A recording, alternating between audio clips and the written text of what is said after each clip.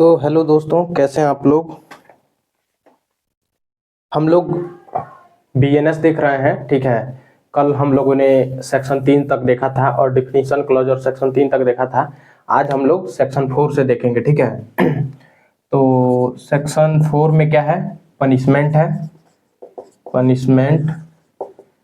Section 5 में क्या है? कम्यूटेशन, ठीक है। सेक्शन 6 में फ्रैक्शन है, फ्रैक्शन ऑफ पनिशमेंट, ठीक। सेक्शन 7 में क्या है? सेक्शन 8, सेक्शन 7 में फाइन वाइन है क्या? सेक्शन 7 में नहीं, रिग्रेस सिंपल है। और सेक्शन 8 में है amount of fine, amount of fine. इसमें है रिग्रेस या सिंपल, ठीक। तो चलिए एक एक करके देख लेते हैं। सेक्शन 4 में क्या है? पनिशमेंट। तो चलिए देख लेते हैं पनिशमेंट कितने प्रकार के होते हैं, ठीक है। तो इसमें दिया गया है, सबसे पहला होगा डेथ। क्या होगा? डेथ पनिशमेंट मिलेगा। तो 4 में कितने प्रकार के पनिशमेंट? 1 2 3 4 5 6 प्रकार का पनिशमेंट इसमें दिया है। तो पूछ सकता है कि पनिशमेंट अकॉर्डिंग टू बीएनएस कितने प्रकार के पनिशमेंट होते हैं? तो 6 प्रकार के। टोटल कितने प्रकार के पनिशमेंट है? 6 प्रकार के। पहला क्या है? डेथ, ए में, ठीक है ना। बी में क्या है? लाइफ इम्प्रीजनमेंट, ठीक है। ऊपर से नीचे आएंगे, ठीक है। उसके बाद से सी में क्या है? इम्प्रीजनमेंट, इम्प्रीजनमेंट है ना, हाँ, इम्प्रीजनमेंट, ठीक, imprisonment.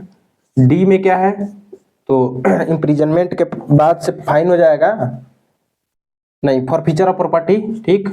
For FEITURE forfeiture of property है। उसके बाद से ई में क्या हो जाएगा? फाइन। अब उसके बाद से डी ई एफ में कम्युनिटी सर्विस, कम्युनिटी सर्विस, ठीक। देख लीजिए इतने प्रकार के इसमें पनिशमेंट दिया गया है। Death, life imprisonment, imprisonment, forfeiture of property मतलब संपत्ति का जब्तीकरण, और फाइन और कम्युनिटी सर्विस। 6 प्रकार के पनिशमेंट है, 1 2 3 4 5 6, ठीक है। तो देख लीजिए, याद रखिएगा, ठीक। और इम्प्रिजनमेंट में 2 प्रकार के इम्प्रिजनमेंट होता है। एक तो होता है रिगरस और दूसरा सिंपल। रिगोरस और एक होता है सिंपल, मतलब एक कठोर और एक सामान्य, ठीक है। रिगरस और सिंपल। तो सेक्शन 7 जब पढ़ेंगे ना आप, सेक्शन 7 में दिया गया है कि क्या रिगरस होगा क्या सिंपल, मतलब इसमें देखिए रिगरस और सिंपल, ठीक। For feature of property, for feature of property, उसके बाद से हो जाएगा फाइन। सेक्शन 8 पढ़ेंगे तो अमाउंट ऑफ फाइन के बारे में आपको देखने को मिलेगा, ठीक है ना। सेक्शन 8 में, सेक्शन 8 पढ़ेंगे तो अमाउंट ऑफ फाइन, ठीक है। उसके बाद से कम्युनिटी सर्विस, ठीक है। तो कम्युनिटी सर्विस है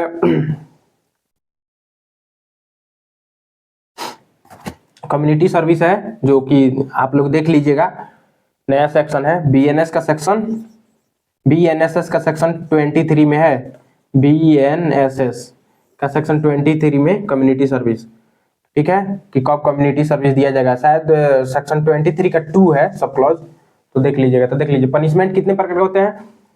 तो अकॉर्डिंग टू बीएनएस 6 प्रकार के पनिशमेंट है। डेथ, लाइफ इम्प्रिजनमेंट, इम्प्रिजनमेंट में 2 रिगरस और simple.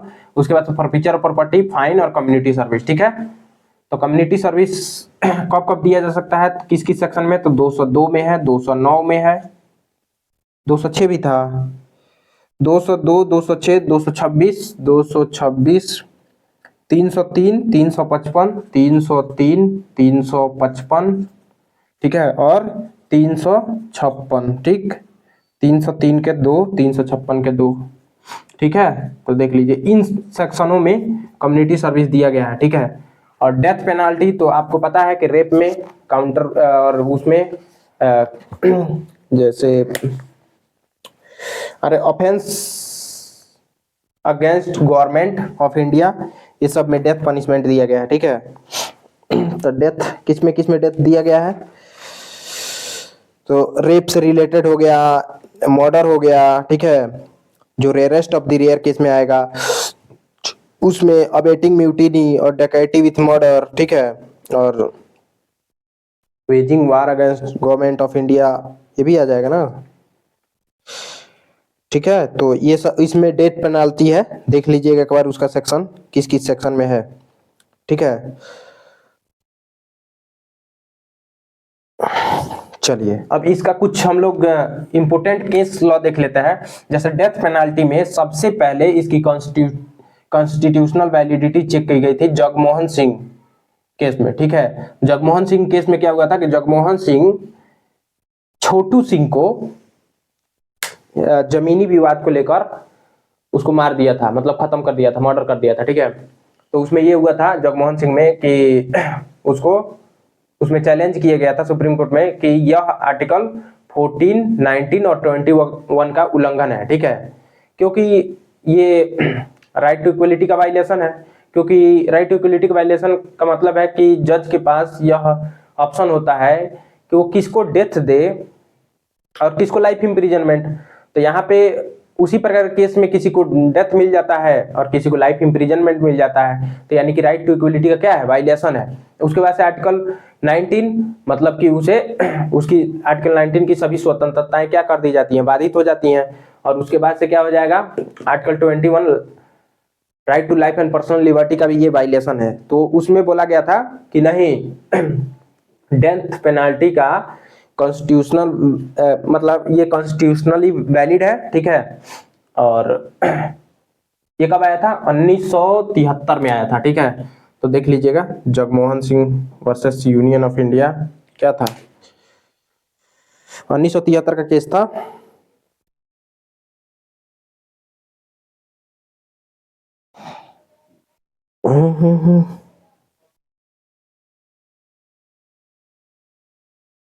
Jagmohan Singh versus state of Uttar Pradesh, ठीक है।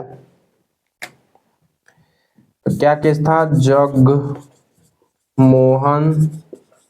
Singh versus state of UP 1973 का केस था, ठीक।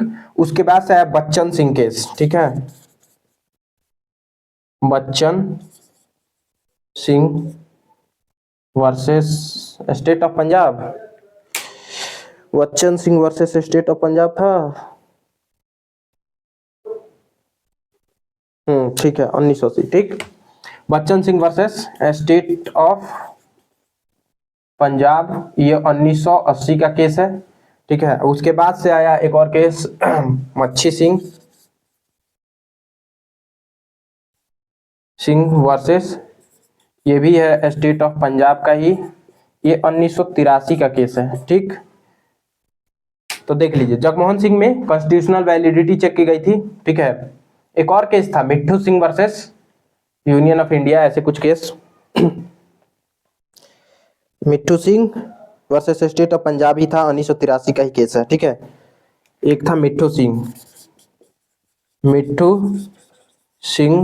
वर्सेस स्टेट ऑफ पंजाब 1983 का ही केस है। अब ध्यान से समझिएगा, सपोज मानिए कि अगर बच्चन सिंह केस पहले आया होता, अब बाद में जगमोहन सिंह का, ये मान लीजिए बच्चन सिंह वाला केस 1973 में आया होता और इसमें rarest of the rare case को मतलब सिद्धांत को अगर इम्प्लीमेंट कर दिया गया होता, तो क्या जगमोहन सिंह को फांसी की सजा होती, नहीं होती। इसमें जगमोहन सिंह को फांसी की सजा हो जाती है। इसमें क्या होता है, जगमोहन सिंह जमीनी विवाद को लेके छोटू सिंह को क्या कर देते हैं, हत्या कर देते हैं। तो इसमें क्या किया जाता है, इनको लोअर कोर्ट और हाई कोर्ट दोनों क्या कर देता है, फांसी की सजा सुनाता है। और सुप्रीम कोर्ट में केस जाता है तो सुप्रीम कोर्ट में ये एथिक किया जाता है, क्या बोलता है, डिफेंस लिया जाता है कि ये आर्टिकल 14, 19 और 21 का क्या है, उल्लंघन है, वायलेशन है। तो इसमें कोर्ट बोलती है कि नहीं, यह उल्लंघन नहीं है, क्योंकि इसमें जो सजा मिल रही है वो प्रोसीजर इस्टेब्लिश बाय लॉ के अकॉर्डिंग मिल रही है, ठीक है। तो इसीलिए इसको कॉन्स्टिट्यूशनली वैलिड बोला गया था डेथ पेनल्टी को, ठीक। उसके बाद से आता है बच्चन सिंह केस। तो इसमें देखिए क्या होता है कि आपका मतलब उस क्रिमिनल का पकड़ कितना अधिक है, ठीक है। जैसे एक केस में ये हुआ था कि डेथ पेनल्टी सुप्रीम कोर्ट के देने के बाद, अभी डेथ पेनल्टी पर सुनवाई होने से पहले ही गवर्नर क्या किया था, मतलब वो व्यक्ति इतना बड़ा था कि वो गवर्नर को ही खरीद लिया था, ठीक है। तो उसमें क्या हुआ, तक मैंने खरीदा नहीं था, सॉरी, लेकिन अरे जान पहचान होगा। तो गवर्नर साहब क्या कर दिए, अभी सुप्रीम कोर्ट का जजमेंट आने से पहले ही गवर्नर साहब उसको डेथ पेनल्टी से क्या कर दिए, कम्यूट कर दिए, ठीक है। उसका डेथ पेनल्टी को लाइफ इम्प्रिजनमेंट पे चेंज कर दिया। तो सुप्रीम कोर्ट बोला कि नहीं, जब तक सुप्रीम कोर्ट का जजमेंट नहीं आ जाता है तब तक आप कैसे उसको पार्डन कर सकते हैं, ठीक है। पार्डन करने का राइट कब है, जब हम जजमेंट सुना देंगे। तो सुप्रीम कोर्ट का फाइनली सुप्रीम कोर्ट का जजमेंट आया, उसमें उसको डेथ पेनल्टी मिली, और क्या हुआ, गवर्नर ने उसके डेथ पेनल्टी को लाइफ इम्प्रिजनमेंट में कन्वर्ट कर दिया, ठीक है। तो वही बात है कि आपका पकड़ कितना ज्यादा है वो भी मैटर करता है। बच्चन सिंह केस में रेयरेस्ट ऑफ दी, अब चूंकि आर्गुमेंट हुआ कि भाई ये आर्टिकल 14, 19 और 21 का उल्लंघन है। कोर्ट ने कहा हाँ भाई, ये तो आर्टिकल 14, 19, 21 का उल्लंघन है। तो इस क्या सुप्रीम कोर्ट को इस केस में बुद्धि नहीं आई कि आर्टिकल 14, 19, 21 का उल्लंघन है? तो बच्चन सिंह केस में क्या हुआ कि हाँ, it is violation of article 14, 19 and 21, और death penalty rarest of the rare case में ही दिया जाना चाहिए, ठीक है। बुद्धि खुली सुप्रीम कोर्ट की। तो क्या बोला कि rarest of the rare case में तो बच्चन सिंह को क्या हो गया, लाइफ इम्प्रिजनमेंट हुआ, ठीक है। अच्छा, तो इसमें केस क्या था, इसमें केस बच्चन सिंह में ये था कि बच्चन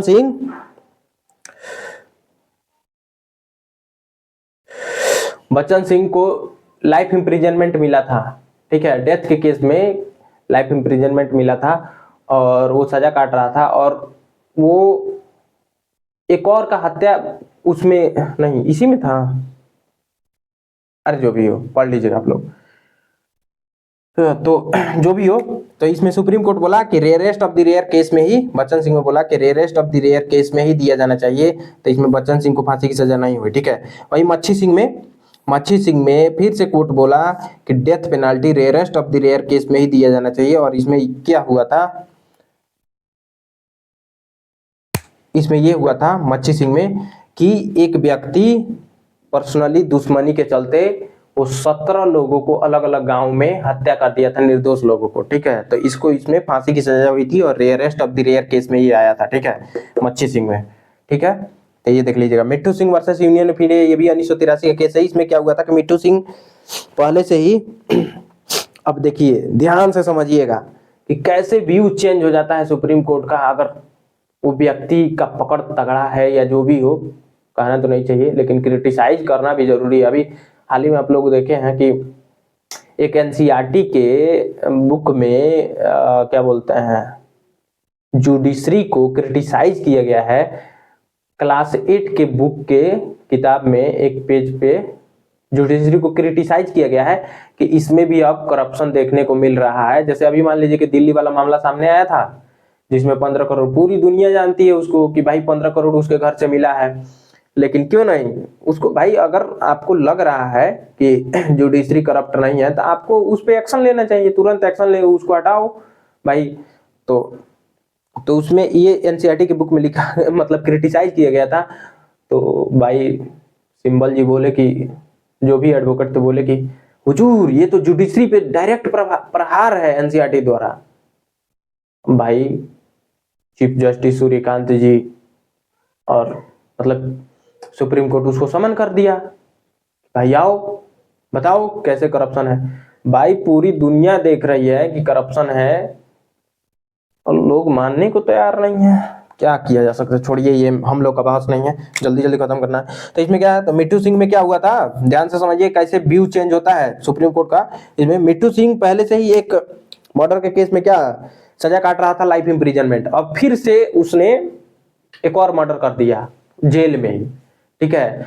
तो 303 एक सेक्शन था आईपीसी का जो बोलता था कि अगर कोई लाइफ इम्प्रिजनमेंट का सजा काट रहा है, 303 में क्या लिख रहे हैं भाई, 303 में आईपीसी का सेक्शन 303 में बोला गया था, मतलब था कि अगर कोई लाइफ इम्प्रिजनमेंट पहले से काट रहा है, लाइफ इम्प्रिजनमेंट में सजा काटते हुए अगर किसी का डेथ कॉज करता है तो उसको डेथ पेनाल्टी दिया जाएगा। तो सुप्रीम कोर्ट ने कहा कि इसमें कोर्ट का डिस्क्रिप्शन तो है नहीं, ये बाइंडिंग है, और कोई भी ऐसा लॉ नहीं है जो कोर्ट के ऊपर बाइंडिंग हो पनिशमेंट में कि कोर्ट इतना ही सजा दे सकता है और सिर्फ एक ही सजा दे सकता है, ठीक है। तो इसको लेके उन्होंने क्या कर दिया, इसको अनकॉन्स्टिट्यूशनल कर दिया Mithu Singh versus union of India में, ठीक है। मतलब तो सुप्रीम कोर्ट ने कहा कि यह असंवैधानिक है, ठीक है, क्योंकि कोर्ट कहा कि न्याय करने के लिए कोर्ट के पास डिस्क्रिशन तो होना चाहिए ना, डिस्क्रिशन कोर्ट के पास होना चाहिए, जो कि डिस्क्रिशन ही उसमें नहीं था, ठीक है। तो इसीलिए इसको अनकॉन्स्टिट्यूशनल बोलकर 303 को इनवैलिड कर दिया गया था Mithu Singh versus union of India में। तो चलिए सेक्शन 4 हो गया पनिशमेंट, ठीक। अब आ जाइए कम्यूटेशन, सेक्शन 5। कम्यूटेशन में क्या है कि मतलब कि डेथ पेनाल्टी को लाइफ इम्प्रिजनमेंट में और लाइफ इम्प्रिजनमेंट को 14 ईयर्स ऐसे कम्यूट किया जा सकता है। और किसके द्वारा कम्यूट किया जा सकता है, तो एप्रोप्रिएट गवर्नमेंट के द्वारा, ठीक है। किसके द्वारा, एप्रोप्रिएट गवर्नमेंट। वीडियो हो रहा है ना, ऐसा ना हो कि वीडियो चालू ही न किए हो। हाँ हो रहा है, ठीक है। तो इसमें ये बोला गया था कि एप्रोप्रिएट गवर्नमेंट द्वारा कम्यूटेशन किया जा सकता है, ठीक है। एप्रोप्रिएट गवर्नमेंट कौन होगी भाई, तो स्टेट गवर्नमेंट होगी, सेंट्रल गवर्नमेंट होगी, ठीक है। देखो भाई एडिट करने में बहुत टाइम लग रहा है, वीडियो तो बिना एडिट किए ही अपलोड कर देंगे, है ना। तो एक दो अगर त्रुटि हो भी जाए तो भाई अपना भाई, छोटा भाई समझ के ठीक है ना, अरे छोटा भाई या बड़ा भाई समझ के, है ना। क्योंकि भाई इंसान, कोई ऐसा इंसान नहीं है जिससे गलती ना हो, है ना। तो गलती हो जाती है किसी से, तो गलती हो जाए तो कोई दिक्कत नहीं है ना। तो चलिए सेक्शन 6 बोलता है, सेक्शन 5 बोलता है commutation of sentence the appropriate. बैरेक्ट आप लोग के पास होना चाहिए, बैरेक्ट से ही पढ़ा रहे हैं हम, बैरेक्ट ही पढ़ते जाएंगे और सिर्फ इंपोर्टेंट सेक्शन ही देखेंगे हम लोग। Commutation of sentence the appropriate government में without consent of the offender commute any punishment under this Sanhita to any other punishment in accordance with section 474 of BNSS 2023 in case where the sentence of death or is an offense against any law relating to matter to which the executive power of union extends central government, and in cases where the sentence is for an offense against any law relating to the matter to which the executive power of a state extends the government of a state within the, मतलब वही कह रहा है कि section 5 कि कौन कौन, तो एप्रोप्रिएट गवर्नमेंट, स्टेट गवर्नमेंट का अगर मामला है तो स्टेट गवर्नमेंट, और सेंट्रल का मामला है तो सेंट्रल गवर्नमेंट। और सेंट्रल गवर्नमेंट स्टेट वाले मामले में भी क्या, मतलब किसी को मिला, मान लीजिए बिहार में किसी को डेथ पेनल्टी मिला तो क्या प्रेसिडेंट साहब उसको पार्डन नहीं कर सकते हैं, कर सकते हैं। या बिहार का मतलब अगर लाइफ इम्प्रिजनमेंट मिला तो प्रेसिडेंट साहब उसको कम्यूट नहीं कर सकते हैं, कर सकते हैं। और क्या बोलते हैं, गवर्नर चाहे तो कम्यूट नहीं कर सकता है, कर सकता है, ठीक है। तो दोनों ये बात बोल रहा है, ठीक ठीक ठीक, बहुत सुंदर। एप्रोप्रिएट गवर्नमेंट करेगा विदाउट कंसेंट ऑफ ऑफेंडर, है ना। अब जैसे मान लीजिए कि कोई उसमें रह रहा है और उसको उसी में दिल लग गया, है ना। अरे जैसे आदमी रहता है, तो जैसे अब हम ही रहते थे लखनऊ, तो मेरा वहां मन लग गया था, आने का मन नहीं करता था, है ना। तो उसी प्रकार वो उसका अगर उसमें मन लग गया, कोई बाहर उसका है ही नहीं, तो सोचेगा कि क्या बाहर जाएंगे कमाएंगे, इसमें फ्री में खाना मिल रहा है, तो मना कर देता कि नहीं हुजूर मेरा लाइफ इम्प्रिजनमेंट है, मुझे माफ मत कीजिए, है ना। तो ऐसा नहीं है, इसीलिए विदाउट कंसेंट बोला गया है कि बिना उस मतलब उस व्यक्ति के बिना अनुमति के भी क्या किया जा सकता है, कम्यूटेशन दिया जा सकता है। सेक्शन 5 हो गया, ठीक। Section 6 fraction of punishment. Fraction of punishment मतलब कि क्या टाइम लिमिट क्या होगा इसके बारे में बताता है कि इन calculating fraction of term of punishment imprisonment for life, imprisonment life imprisonment को जब काउंट करना हो कि ईयर में कितना होगा, ठीक है, तो उसको 20 साल माना गया है। ठीक है, तो ऐसा नहीं है किसी को लाइफ इम्प्रिजनमेंट मिला तो 20 साल मतलब सजा काट के बाहर निकल जाएगा, ऐसा नहीं है। जैसे कभी जरूरत पड़ जाए, जैसे मान लीजिए कि फाइन वाइन के केस में है ना, या किसी अन्य केस में जब काउंट करने की का मतलब एथी मिल जाए कि कितना साल, तो लाइफ इम्प्रिजनमेंट को 20 साल माना जाएगा वहां पे। ठीक है, सुनिए, in the calculating fraction of term of punishment imprisonment for life shall be reckoned as equivalent to imprisonment for 20 years unless otherwise provided। ठीक है, चलिए सातवां क्या करता है, सातवां कहता है रिग्रस और सिंपल का। ठीक है, तो इसमें मतलब कोर्ट के डिस्क्रिशन के ऊपर है, ठीक है ना, कोर्ट के डिस्क्रिशन के ऊपर है कि वो रिग्रस दे रहा है कि सिंपल दे रहा है। मतलब वो रिग्रस भी दे सकता है, सिंपल भी दे सकता है, या दोनों दे सकता है। कह सकता है कि इतना टाइम रिग्रस रहेगा, इतना टाइम सिंपल रहेगा। ठीक है ना, सिंपल मतलब कठोर कारावास, ठीक है, और मतलब रिग्रस मीन्स कठोर कारावास और सिंपल मीन्स सामान्य कारावास। ठीक है, रिग्रस जैसे पत्थर तोड़वाया जाएगा आपसे, नहीं वहां पे लकड़ियां फरवाया जाएगा आपसे, लकड़ी काटवाई जाएगी, है ना, चक्की पिसवा मतलब चक्की तो इस समय अब तो नहीं होता है, मतलब ऐसे ही। ठीक है, तो आपसे काम करवाया जाएगा उसमें, है ना, तो रिग्रस हो जाएगा। या मान लीजिए कि जरूरी नहीं कि रिग्रस में वही आएगा, रिग्रस में आपको सोलिटरी कन्फाइनमेंट भी तो हो सकता है कि आपको बंद कमरे में रखा जाएगा, किसी से मिला जुला नहीं दिया जाएगा, तो रिग्रेस हो जाएगा, है ना। उसके बाद 8 नंबर कहता है अमाउंट ऑफ फाइन, की कितना अमाउंट फाइन के रूप में लिया जाएगा, उसके बारे में बात करता है। तो चलिए where no sum is express to which the fine may extend the amount of fine to which the offender is liable is unlimited but not excessive. मतलब अमाउंट कितना लिया जाएगा, unlimited, limited but not excessive. अब ई नहीं कि मान लीजिए कि हम पर फाइन कोर्ट मारी एक ही बार 5 लाख, 5 रुपया का आदमी नहीं, इस समय 5 लाख फाइन मार दी, तो कैसे देंगे हम, तो एक्सेसिव हो जाएगा ना मेरे लिए, है ना। वही मान लीजिए कि आशीष भाई को गवर्नमेंट फाइन मारी 5 लाख, तो भैया उसके पापा नेताजी हैं, है ना, वो दे देगा, हमारे पिताजी की नहीं दे पाएंगे। तो क्या जरूरी है कि भाई उसका हिस्सा है, तो उसके फादर में करोड़ों की संपत्ति है तो दे सकता है, हम नहीं दे सकते, है ना। तो अनलिमिटेड फाइन मारा जा सकता है, लेकिन वो एक्सेसिव ना हो, मतलब औकात से बाहर ना हो उस व्यक्ति के जिसको फाइन मारा जा रहा है। ठीक है, तो कह रहा है कि unlimited but not shall not be excessive in every case of offence punishable with imprisonment as well as fine in which the offender is sentenced to a fine whether or without imprisonment। ठीक है, punishable with imprisonment or fine with fine only in which the offender is sentenced to a fine। ठीक है,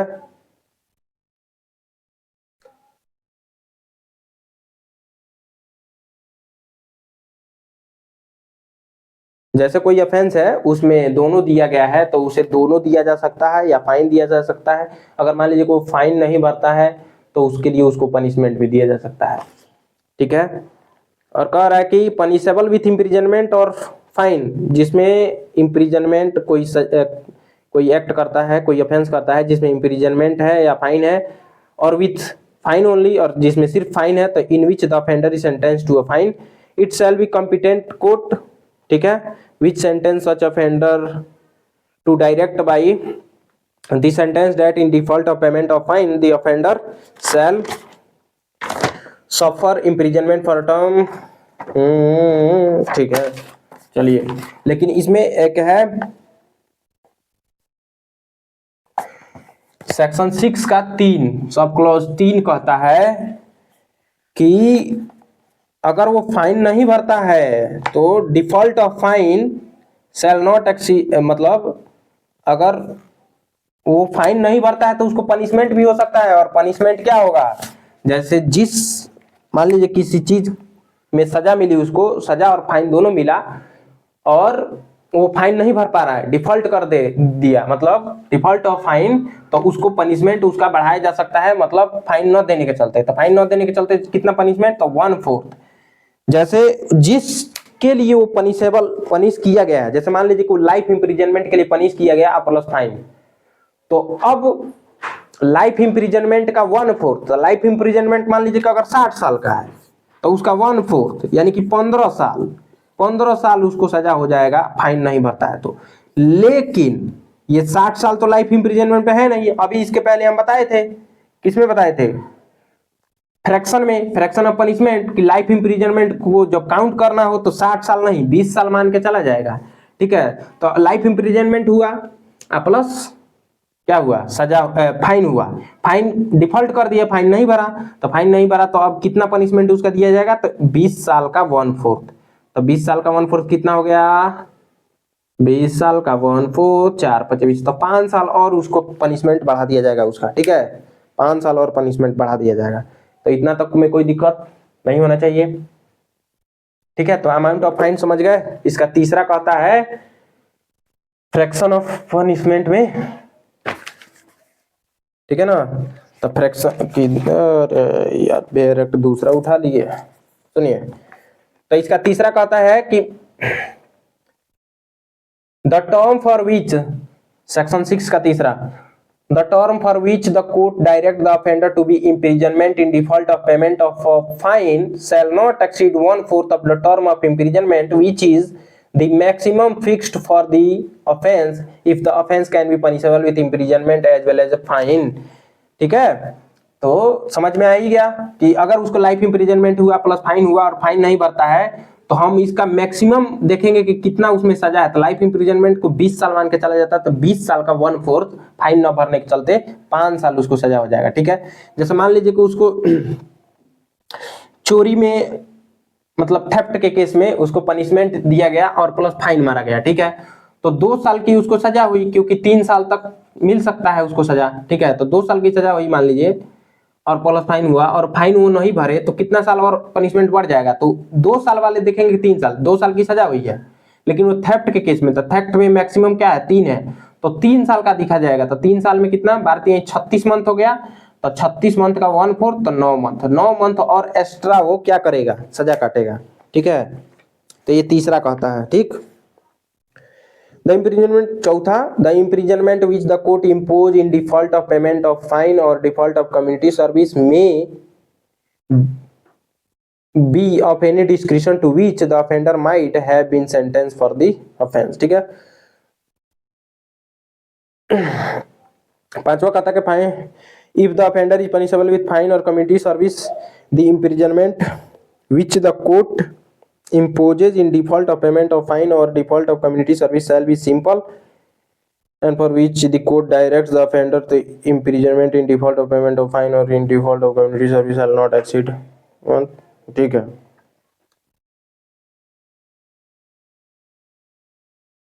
ठीक है, अगर वो community service से default करता है, मतलब उसको मान लीजिए कि फाइन, सिर्फ उसमें पनिशमेंट फाइन है, समझिए, इसमें इसका 5 कहता है, हाँ सेक्शन, इसको मिटा दे क्या, चलिए, तो ये हो गया तीसरा इसका सब क्लॉज।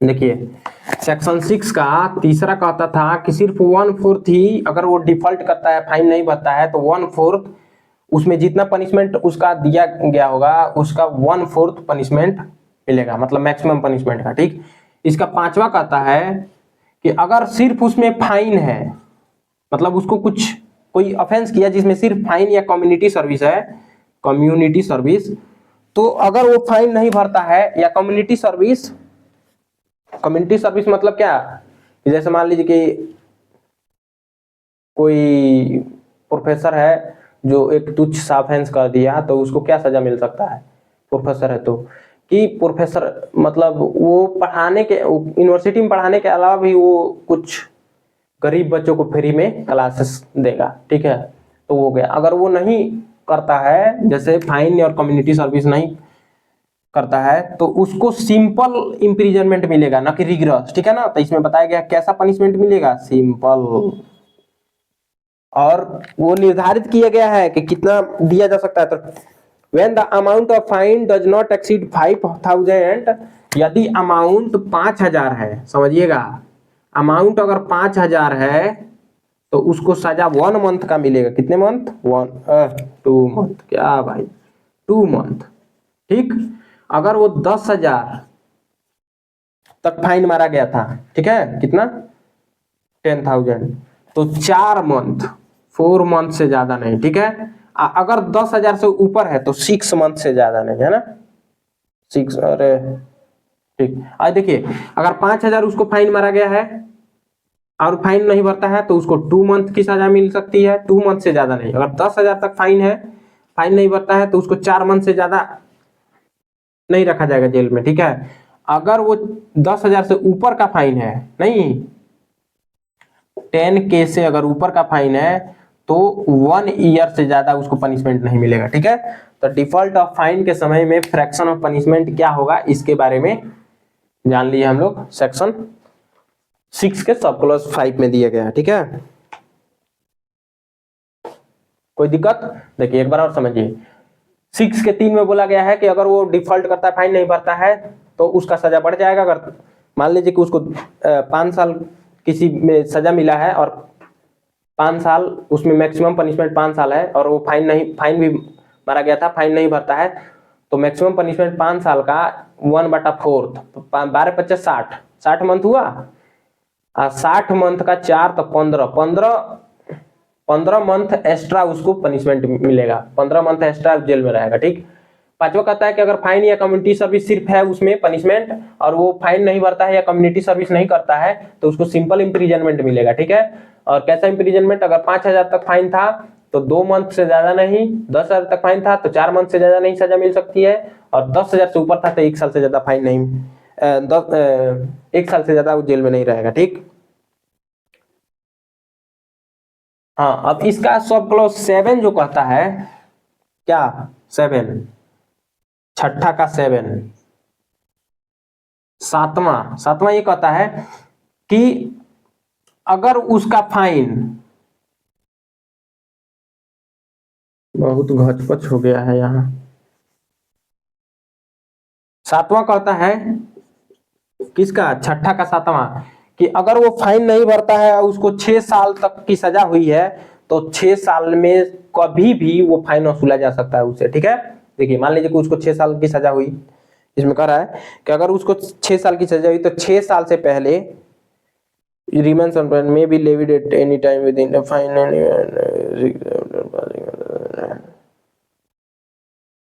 सुनिए, नहीं, सातवां ये कहता है कि अगर किसी को फाइन हुआ तो 6 साल के अंदर कभी भी उससे फाइन लिया जा सकता है, ठीक है। अगर मान लीजिए कि वो सजा काटते हुए लाइफ इंप्रिजनमेंट का सजा हुआ, उसको फाइन भी हुआ, तो फाइन कभी भी लिया जा सकता है 6 साल के अंदर में।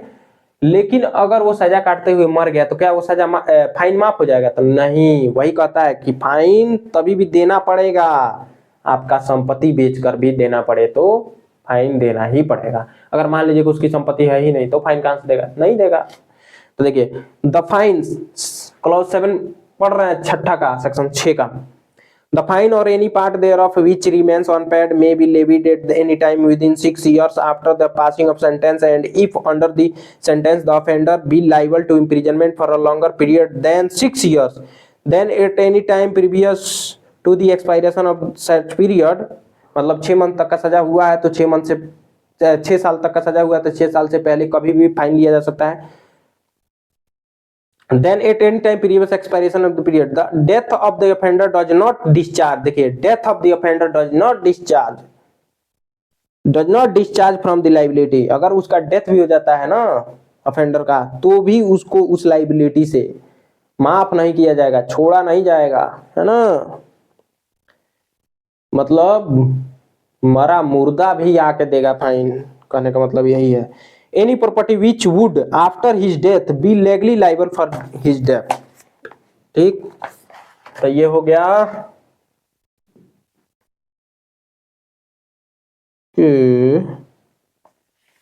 अमाउंट ऑफ फाइन में ना हम लोग पढ़ रहे थे। ब्लंडर हो गया। आप लोग ये समझिएगा कि हम 8 में समझा रहे थे, ठीक है ना। अमाउंट ऑफ फाइन में ही हम समझा रहे थे, ठीक है। अमाउंट ऑफ फाइन में ही समझा रहे थे हम सब टोटल, ठीक। चलिए हम 6 का बोल रहे होंगे उसी समय से, फ्रैक्शन फ्रैक्शन फ्रैक्शन है। फ्रैक्शन ऑफ पनिशमेंट तो बता चुके हैं कि इसमें सिर्फ 20 ईयर्स था, है ना, कि लाइफ इंप्रिजनमेंट को 20 ईयर्स मान के चला जाएगा। हम सब समझा रहे थे अमाउंट ऑफ फाइन में, ठीक है। चलिए अब आ जाइए सेक्शन 9। सेक्शन 9 क्या करता है? Limit of punishment of offender made several offences, ठीक है ना।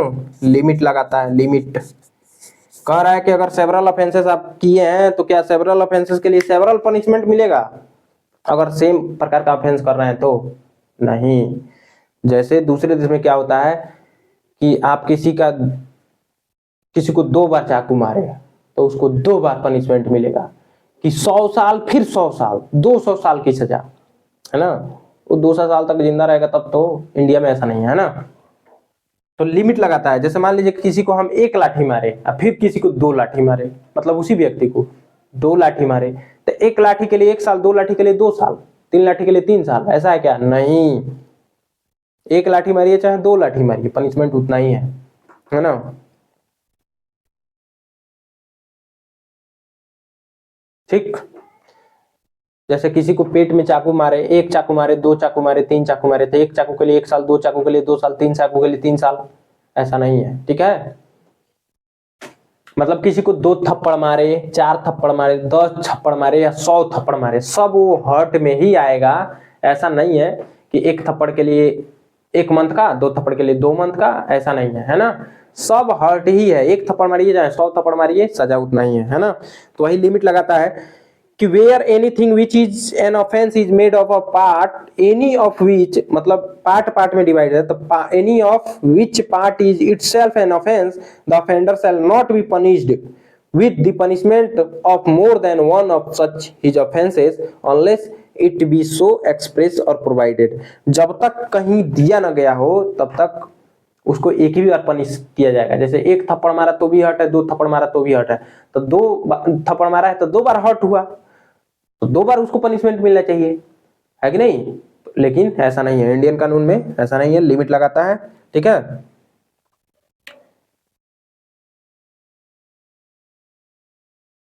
ठीक, चलिए इतना तक तो हो गया।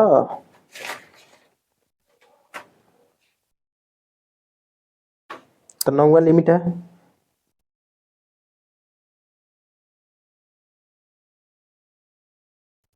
ठीक, अब आ जाइए सेक्शन 10, 11, 12।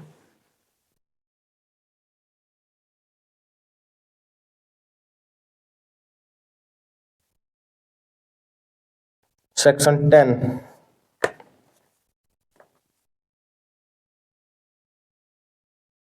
Section 11, section 12। सेक्शन 11 सबसे इंपॉर्टेंट है और 12 भी। सोलिटरी कन्फाइनमेंट, सोलिटरी कन्फाइनमेंट, ये है limit of solitary confinement. Limit है ना जी, हाँ, लिमिट ऑफ सोलिटरी कन्फाइनमेंट।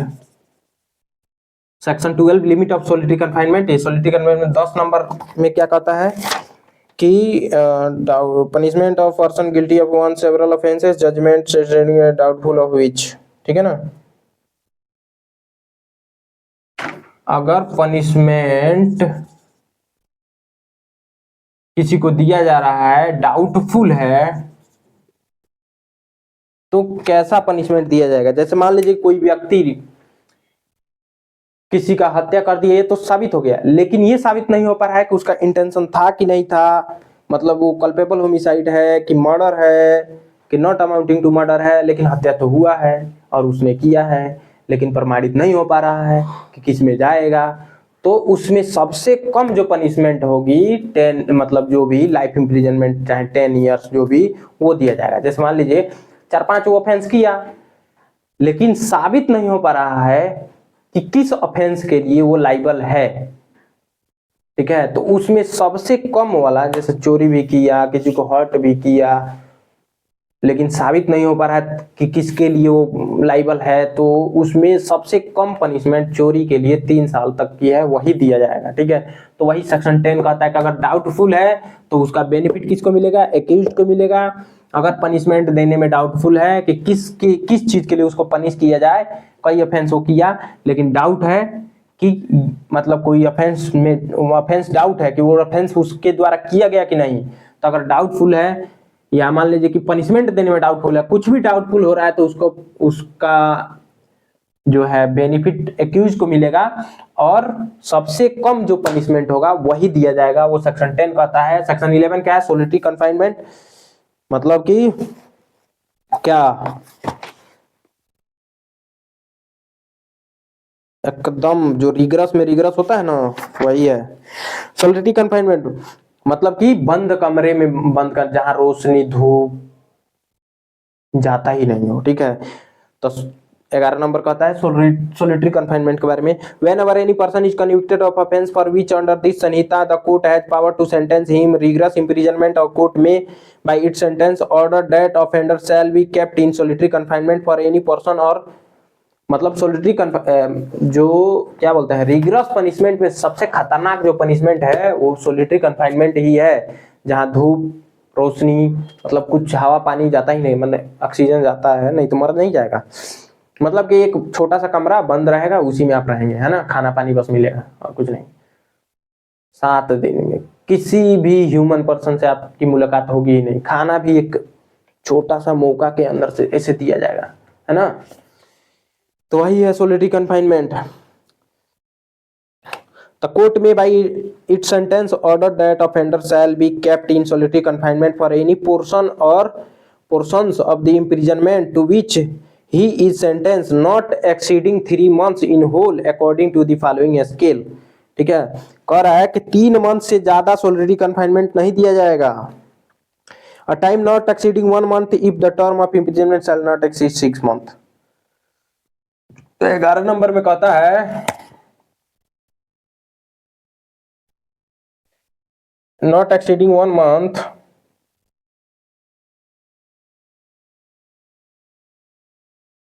अगर उसको 6 मंथ तक का सजा मिला है, कितना 6 मंथ, तो उसको सोलिटरी कन्फाइनमेंट में पनिशमेंट है, आई सोलिटरी कन्फाइनमेंट है।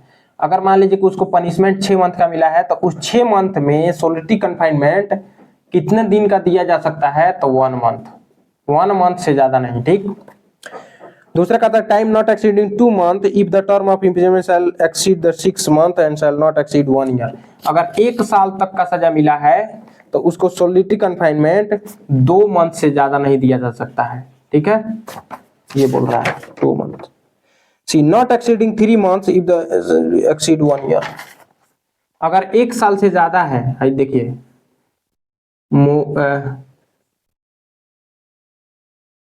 अरे 1 ईयर से माने 1 साल तक है तो उसको 2 मंथ से ज्यादा नहीं, अगर 1 साल से ज्यादा है तो 3 मंथ से ज्यादा नहीं, ठीक। देखिए सोलिटरी कन्फाइनमेंट में 11 नंबर क्या कहता है, 11 नहीं बना ना, solitary confinement 12 number limit of solitary, ठीक है।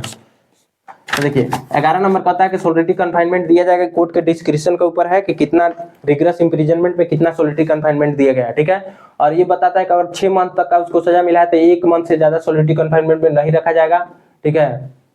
और अगर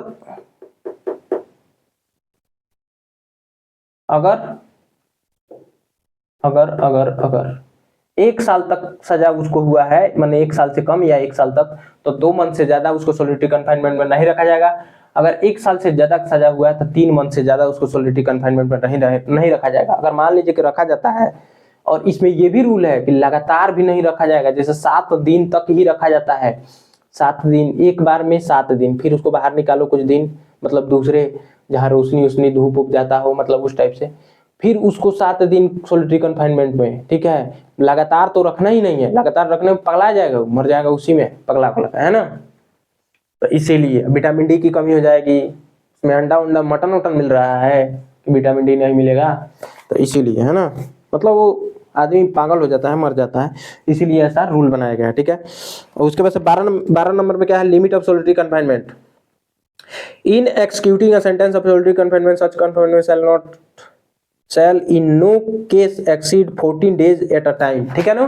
तो लिमिट में क्या कह रहा है कि एक बार में 14 डेज से ज्यादा नहीं, no case exceed 14 days at a time, 14 days at a time, एक बार में 14 दिन से ज्यादा नहीं,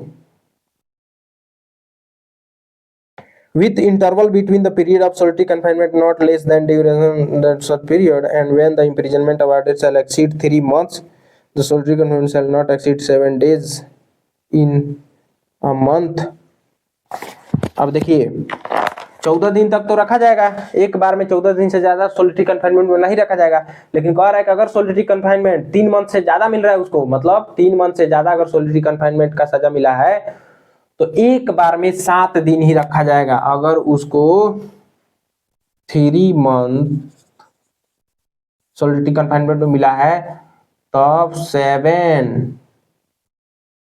7 डेज एट अ टाइम, ठीक है। अगर 3 मंथ तक उसको सोलिटरी कन्फाइनमेंट का सजा मिला है तो एक बार में 7 दिन से ज्यादा उसको नहीं रखना है, फिर उसको 7 दिन बाहर रखो, फिर 7 दिन अंदर रखो, इस टाइप से होगा, ठीक है। तो ये हो गया, और सब बढ़िया।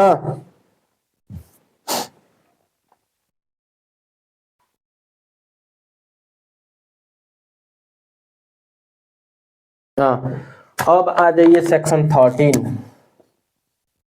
सेक्शन 13 क्या कहता है, enhance punishment for the certain offences after previous conviction, ठीक है ना। इनहेंस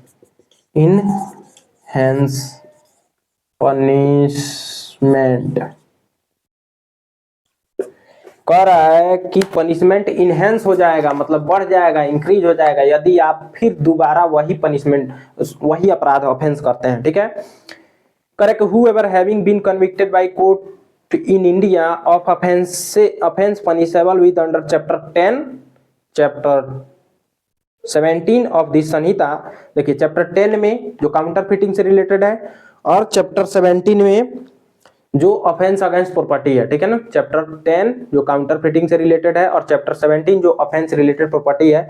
अगर इसमें कोई भी ऑफेंस करते हैं, this Samhita with imprisonment for either description for a term of 3 years or upward shall be guilty of an offense punishable under either of those chapter with like imprisonment for like term shall be subject for every such subsequent offense to imprisonment for life or to imprisonment of either description for a term which may extend to 10 years, ठीक है। तो कह रहा है अगर मान लीजिए कि वो आप ऑफेंस करते हैं तो न्यूनतम 3 साल बढ़ जाएगा, अधिकतम 10 साल तक सजा बढ़ाया जा सकता है अगर दोबारा वही ऑफेंस करते हैं तो, ठीक है। तो यानी कि कह रहा है कि इनहेंसमेंट ऑफ पनिशमेंट, किसमें पनिशमेंट बढ़ जाएगा, इंक्रीज हो जाएगा, तो सेक्शन 10 में जो काउंटर फिटिंग से रिलेटेड है, तो एक बार ऑफेंस किए तो उसमें जो सजा दिया गया है वो अगर दोबारा करते हैं तो उसमें 3 साल, उसका सजा से 3 साल एक्स्ट्रा किया जा सकता है या 10 साल तक किया जा सकता है, ठीक है। तो किस किस चैप्टर में, चैप्टर 10 और चैप्टर 17, ठीक है। सो थैंक्स फॉर वाचिंग, मिलते हैं नेक्स्ट वीडियो में।